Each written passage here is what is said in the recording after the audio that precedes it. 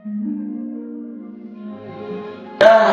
lebih semangat lagi belajar agamanya, jauhi pergaulan bebas, jangan mendekati perbuatan zina apalagi mencoba melakukan. Assalamualaikum, selamat siang kepada Bapak Andi Sopran. Terima kasih sudah meluangkan waktu untuk kami hari ini. Kami sangat menghargai kesempatan untuk bertemu dan berdiskusi lebih lanjut mengenai posisi ini. Kami ingin bertanya kepada Bapak tentang pergaulan bebas dan zina. Ya, waalaikumsalam warahmatullahi wabarakatuh. Kami juga mengucapkan terima kasih karena para siswa dan siswi berkenan juga untuk kita belajar bersama membahas mengenai pergaulan bebas dan bahaya zina. Silahkan ditanyakan beberapa poin pertanyaan. Insya Allah akan kami jawab dan kita diskusikan bersama agar bisa menjadi pelajaran bagi kita supaya terhindar dari pergaulan bebas dan perilaku zina. Menurut pendapat Bapak, mengapa zina dikategorikan sebagai perbuatan keji dalam pandangan Islam? Di dalam Al-Quran itu dicantumkan dalam Quran surah Al-Isra, Allah berfirman, wala taqrabuz zina innahu kana fahisyatan wa sa'a sabila. Dan janganlah kamu mendekati perbuatan zina, sesungguhnya itu merupakan perbuatan keji dan jalan yang tidak dibenarkan. Jadi dari ayat itu dapat diambil pelajaran mengapa tidak boleh melakukan perbuatan zina. Yang pertama, mendekatinya saja tidak boleh. Ada beberapa pelajaran. Yang pertama adalah zina menyebabkan kita melakukan perbuatan yang dibenci oleh Allah Subhanahu wa Ta'ala. Apabila zina dilakukan, maka nasab kita atau perilaku kita itu termasuk salah satu perilaku yang menyimpang.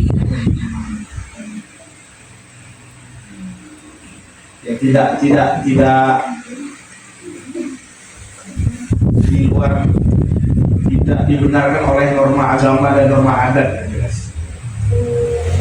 Karena solusi dari Islam, kalau kita tidak sanggup ya menikah. Kalau tidak mampu menikah ya puasa. Kalau tidak mampu puasa, mampu gak saja. Jelas perilaku yang menjurus kepada pergaulan bebas ya berpacaran, TTM, teman tapi mesra,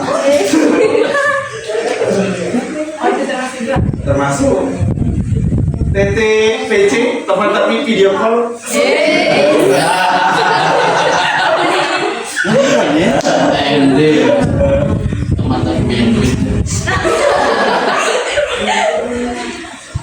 Terus yang berikutnya adalah tawuran remaja.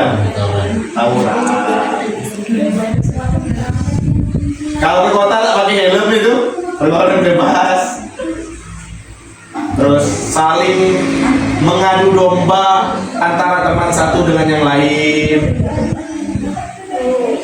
membuli teman, itu termasuk juga salah satu bagian dari pergaulan bebas. Mengatakan sesuatu yang tidak disukai teman, contoh memanggil teman dengan sebutan hai kau siapa, atau ketair.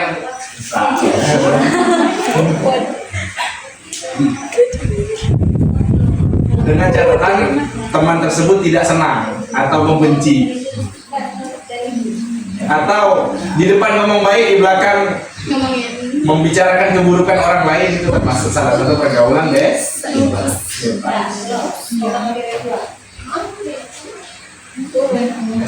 Yang jelas kalau dalam Islam itu disebut akhlakul mazmumah, akhlak yang tercela. Lawan dari akhlakul mazmumah adalah akhlakul karimah. Akhlak yang terpuji. Kalau ngomong dengan orang yang lebih tua suka membentak-bentak, itu juga termasuk salah satu perilaku tercela. Apa dampak sosial dan keturunan yang ditimbulkan jika larangan zina ini dilanggar? Dampak sosialnya yang jelas, anak yang lahir pasti dicap masyarakat menjadi anak haram. Sanksi sosial kan, dikucilkan masyarakat. Bahasa sederhananya. Yang kedua, dampak yang ditimbulkan itu ketidakjelasan nasab, ketidakjelasan garis keturunan.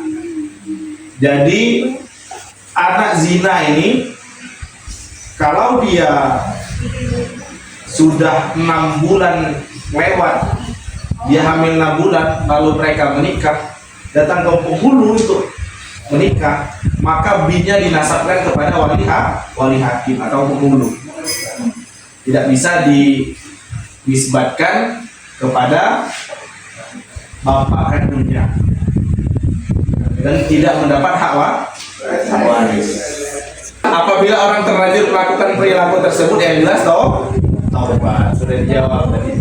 Tapi taubat yang seperti apa yang dikehendaki oleh Allah?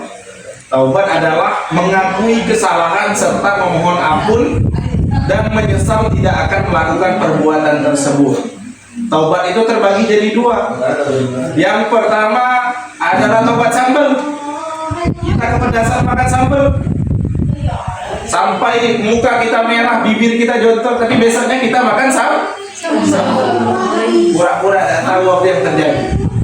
Aku nyesal ya Allah, kita besoknya pas sudah nyesal, tobat, berzikir sepanjang malam, balik lagi. Kayaknya seru nih, coba lagi ya. Itu namanya tobat sambal. Dan itu tak sama dengan melecehkan Allah. Tobat, apalagi itu dosa besar, besoknya dilakukan lagi. Termasuk kalau di dalam Al-Quran, orang yang seperti itu dikatakan orang yang munafik. Orang munafik, innal munafiqina fid darkil asfali minan nar. Orang munafik itu di keraknya neraka. Yang kedua, taubatan nasuha. Orang yang bertaubat, menyesali perbuatannya, terus berjanji kepada Allah tidak akan mengulangi perilaku buruk tersebut. Dan dia berkomitmen untuk menjadi orang yang lebih baik dari hari kemarin. Tuh Allah berfirman, ya ayyuhalladzina amanu tubu ilallahi taubatan nasuha. Allah itu, wahai orang-orang yang beriman, bertaubatlah kamu kepada Allah dengan taubatan nasuha. Karena bukan taubat sambal.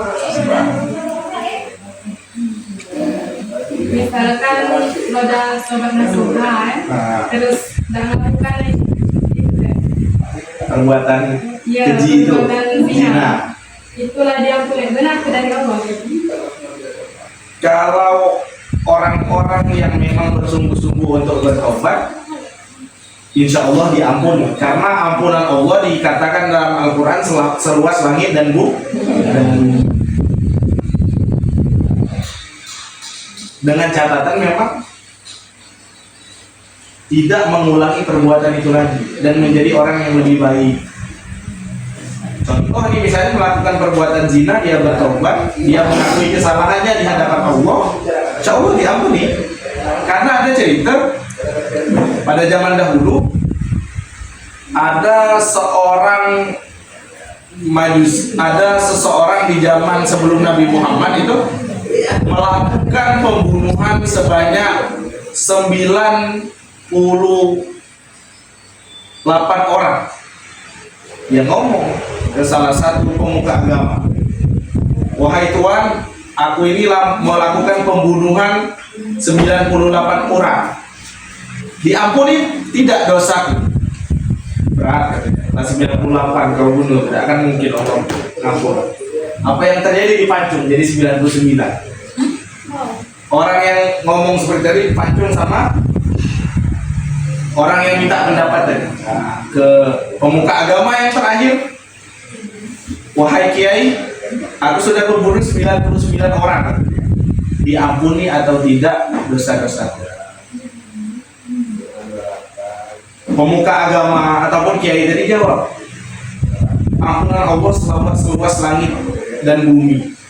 Allah akan mengampuni sebesar apapun dosa orang tersebut asal dia bertobat dengan bersungguh-sungguh. Orang tadi sadar, di tengah jalan malaikat maut menjemput, dalam arti kata meninggal. Apa yang terjadi? Dosa-dosa orang tersebut diampuni oleh Allah karena baru berniat untuk tobat. Baru niat untuk tobat sudah diampuni karena ampunan Allah tadi luas. Apalagi baru berniat, apalagi sudah melakukan perbuatan taubat. Tapi jangan mempermainkan Tuhan. Santai, kata siapa tuh? Kata Hendra. Kata Hendra, masih muda 17, aku nak tobat umur 60 tahun, lah dekat-dekat nak mati baru tobat. Yang itu nak kuat. Tobat tidak akan diampuni apabila nyawa sudah di ujung tenggorokan. Jika tahu cerita Fir'aun, jadi Fir'aun itu orang yang mengaku Tuhan.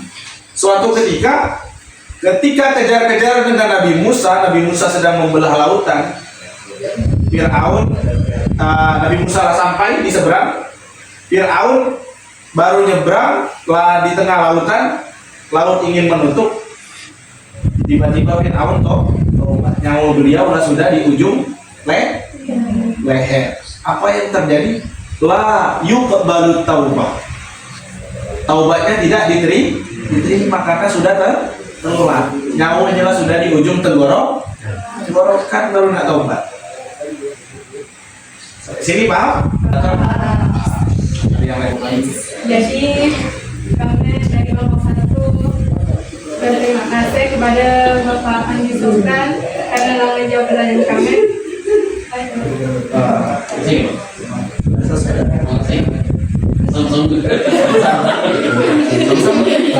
Bagus, cuma ya lebih semangat lagi belajar agamanya, jauhi pergaulan bebas, jangan mendekati perbuatan zina apalagi mencoba melakukan. Kenapa? Ya jangan pacaran pegangan tangan, apalagi ciuman, apalagi mohon maaf mengarah kepada hal-hal yang berbau 18++ gitu ya. Oke. Assalamualaikum warahmatullahi